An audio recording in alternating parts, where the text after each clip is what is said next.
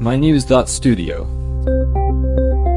A single government decree, a rainforest the size of London, and centuries-old indigenous rights.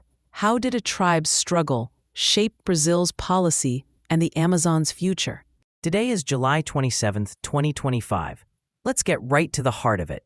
Brazil's government just granted formal land rights to the Munduruku people, covering over 178,000 hectares in Pará state.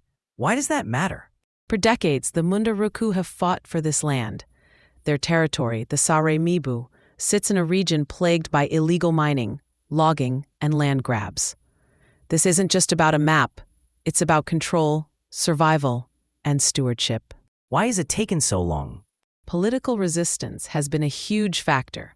Past administrations have often sided with agribusiness and mining interests. The recent decision, announced by Justice Minister Ricardo Lewandowski in late 2024, signals a shift, especially with the Lula administration's focus on indigenous land titling. But is legal recognition enough? That's the question. Legal protection gives the Munduruku new leverage, but it doesn't automatically remove threats. That's why the government launched the disintrusion operation, physically clearing hundreds of illegal mining camps. Does removing equipment guarantee long-term safety? No, and that's where community action comes in. The Munduruku have pioneered auto-demarcation, mapping and marking their own territory, even before official recognition. It's a direct response to slow-moving bureaucracy and ongoing invasions. How effective is this strategy? It's been crucial. Indigenous-led surveillance and mapping help document and deter illegal incursions, but enforcement is still a challenge. Illegal miners or garimpeiros keep coming back. How does this affect the community's health and livelihood? Mercury contamination from illegal mining is a major health crisis. It pollutes rivers, affects food sources, and leads to long-term illness. The Munduruku are calling for better public health support and sustainable economic options. Is the government listening? There's movement, but it's slow.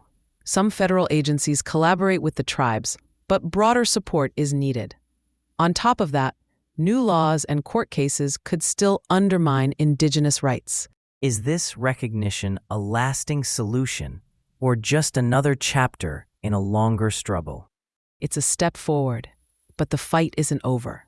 The recognition restricts legal mining, logging, and agribusiness in Munduruku lands, but it also puts pressure on those industries. Will this strain Brazil's economic interests? It might, but it also prioritizes constitutional rights and environmental protection. The Amazon's health is a global concern. Can this set a precedent for other indigenous groups in Brazil and beyond? There's potential for a ripple effect. This recognition could empower other communities to demand land rights and push for similar protections. What about international support? Groups like WWF, Amazon Watch, and Greenpeace play a supporting role. They amplify indigenous voices, provide technical help, and draw global attention to rights violations. Is this enough to tip the balance for rainforest protection? It helps, but real change needs government enforcement and indigenous leadership. Why does this matter to people outside Brazil? The Amazon is key to the planet's climate and biodiversity.